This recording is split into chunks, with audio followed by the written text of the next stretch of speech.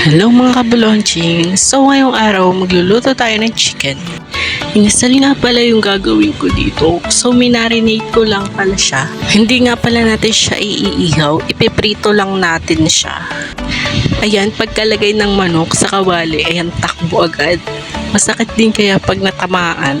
Uy, ganyan din naman kayo. Tumatakbo din kayo agad pagkalagay. Oh, wow, magic. Tatlo na nasa kawali. Maghintay lang tayo ng 10 hours para maluto yung chicken.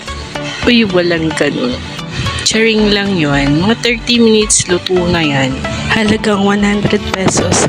Ayan, may madaming rice and 2 pieces ng chicken. Ayan, laki-laki ng chicken na yan. Pakita ko pa sa inyo. Uy, bakit binenta? Titikman na natin ang ginawa nating chicken inasal na parang hindi inasal. Bago ang lahat ng yun, bago kumain, mag-chismis muna. Kung naiinip ka nang matapos ang video, ayan, bibilsan ko ng kumain. At mag-chismis.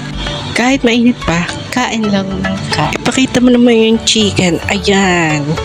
Ayan. Sabi ko sa'yo, mainit pa yan. Tapusin ko na yung video. Baka magutom ka pa.